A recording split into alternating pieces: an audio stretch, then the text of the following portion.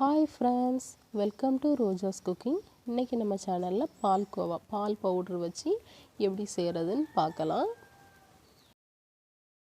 அதுக்கு முன்னாடி நீங்க என்ன நம்ம சேனலை சப்ஸ்கிரைப் பண்ணலனா மறக்காம போய் சப்ஸ்கிரைப் பண்ணிட்டு அப்படியே பக்கத்துல இருக்கிற பெல் பட்டனை கிளிக் பண்ணிருங்க.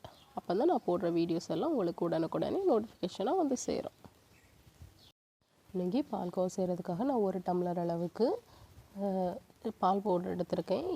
எந்த டம்ளர் வேணாலும் அளந்துக்கலாம். அதுக்கு 1/4 டம்ளருக்கு கொஞ்சம் கூட சீனி, அதுக்கப்புறமா 1/2 டம்ளர்லேருந்து 1 டம்ளர் அளவுக்கு பால் எடுத்திருக்கேன். வாங்க இப்போ இதை எப்படி செய்கிறதுன்னு பார்க்கலாம். இப்போ நான் முதல்ல ஒரு பாத்திரத்தில் எடுத்து வச்சுருந்த 1 கப் பால் பவுடர் அதை சேர்த்துட்டு இதுக்கு வந்து கொஞ்சம் கொஞ்சமாக பால் சேர்த்து நல்லா ஒரு பேஸ்ட் மாதிரி கொஞ்சம் ஓரளவுக்கு தண்ணியாட்டி நம்ம கலந்து வச்சுக்கலாம். கட்டி விழாமல் இருக்கிறதுக்காக தான். ஏன்னா நம்ம அடுப்பில் போட்டு ஸ்ட்ரைட்டாக கிண்டோம்னா அது கட்டியாக வந்துடும். அதனால் நான் முதல்ல இப்படி கொஞ்சம் கொஞ்சமாக பால் சேர்த்து ஓரளவுக்கு நல்லா தண்ணியாட்டு கலந்து எடுத்துக்கிறேன்.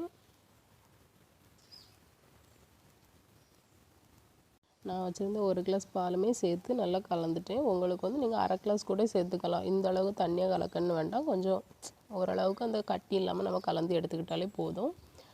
இப்போ நம்ம இதை எடுத்து அடுப்பில் எடுத்து வச்சிடலாம். நான் கேஸ் ஆன் பண்ணி இதை எடுத்து வச்சிடலாம். இதை வந்து நம்ம கிளறிக்கிட்டே இருக்கணும். கிளறதை விட்டுட்டு அடி பிடிச்சிடும். அதனால் கிளறி விட்டுக்கிட்டே இருக்கலாம். இதை நல்லா கிளறி விட்டுக்கிட்டே இருக்கலாம். அடி பிடிச்சிடாம நல்லா பார்த்து கிளறிக்கோங்க. இது எண்ணெய் நல்லா வற்றி வரட்டும். எனக்கு இப்போ இந்த அளவுக்கு நல்லா வற்றி வந்திருக்கு. நான் இதை வந்து இனி சுகர் சேர்த்துக்கிறேன்.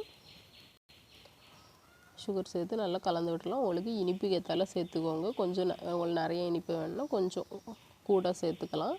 எனக்கு வந்து 1/4 கப் கொஞ்சம் கூட சரியாக இருந்துச்சு. இந்த நேரத்தில் உங்களுக்கு தேவைன்னா நெய்யும் ஏலக்காய் தூளும் சேர்த்துக்கோங்க. நான் வந்து இன்றைக்கி சேர்க்கலை. இப்போ இதை சேர்த்து நல்லா கலந்து விட்டுடலாம். சுகர் எல்லாமே நல்லா கரைஞ்சி வரட்டும்.